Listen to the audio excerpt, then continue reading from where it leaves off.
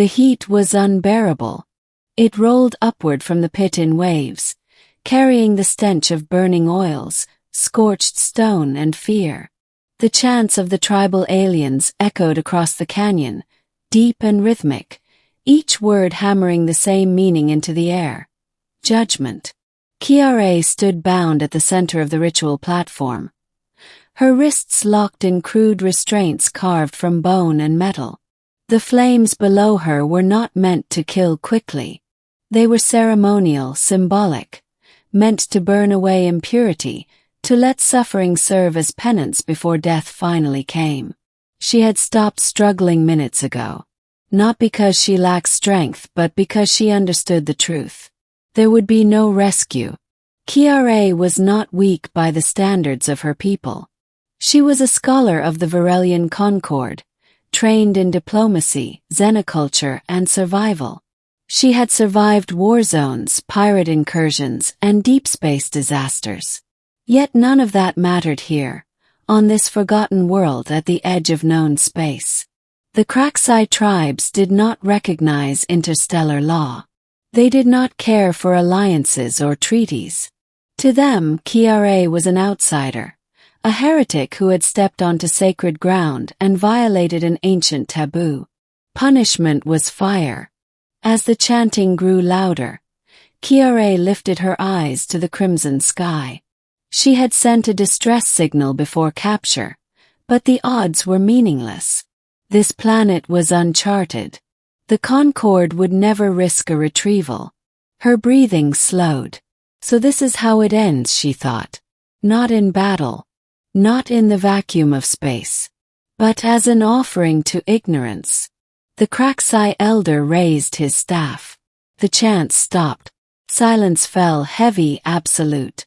The elder spoke in a guttural tongue, translated by Kiara's implant despite the static interference. Let the fire cleanse her false knowledge. Let her suffering restore balance. The guards tightened their grip. The flames surged higher. Kiara closed her eyes. Sound cut through the air. It wasn't a roar or a chant. It was a voice. Stop. The word was sharp, clear. Human. The Kraxai warriors turned in unison.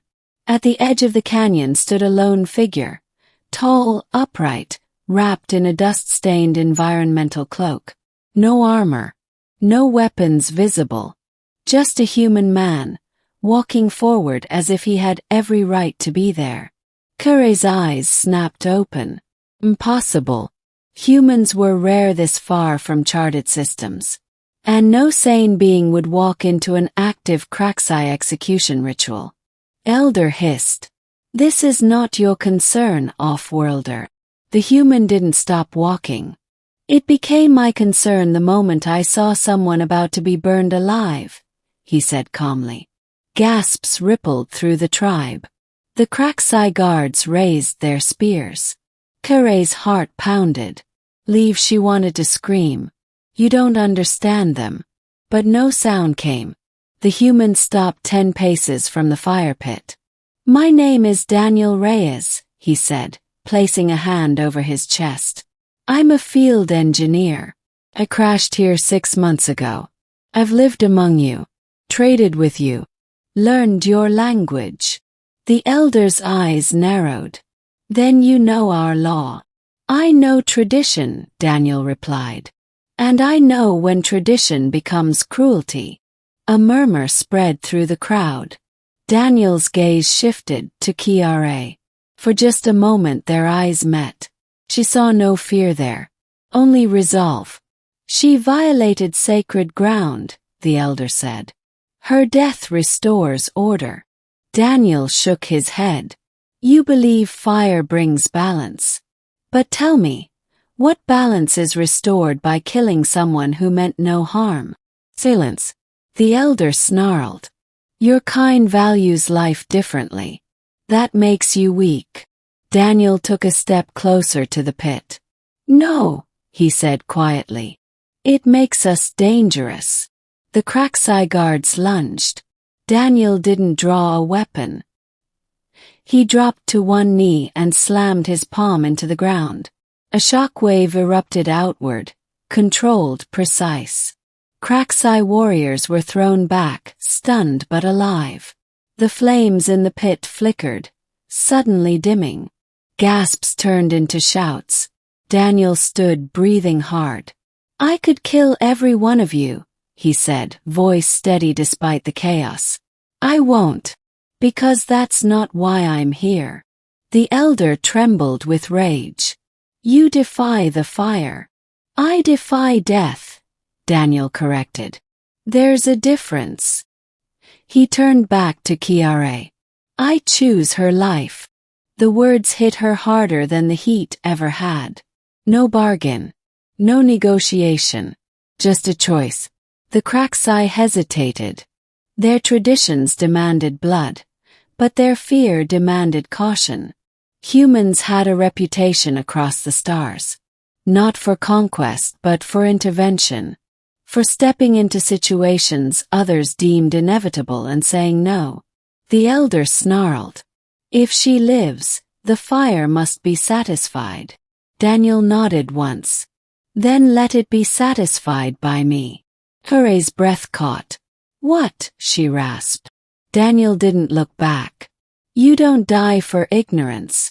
If someone must stand in the fire, it'll be someone who understands the risk." The tribe erupted. The elder stared at him, stunned. "You would suffer in her place." Daniel met his gaze. Without hesitation. The silence that followed was heavy, ancient, judging. Then the elder lowered his staff. "The fire has been challenged," he said slowly. "And it has been answered." The guards released Kiara. She collapsed to the stone platform, shaking. Daniel rushed forward, cutting her restraints with a compact tool. He caught her as her legs gave out. "You're safe," he said quietly. "I've got you." For the first time since her capture, Kiara cried. They left the canyon under the watchful eyes of the tribe, the fire dying behind them. Daniel led her through winding ravines to a hidden shelter carved into the rock, a place he had survived in for months. He treated her burns, gave her water, and wrapped her in a thermal blanket. "Why?" she asked once her voice returned.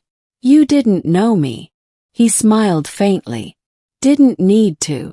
She stared at him. "You risked your life for a stranger." He shrugged. "That's kind of our thing."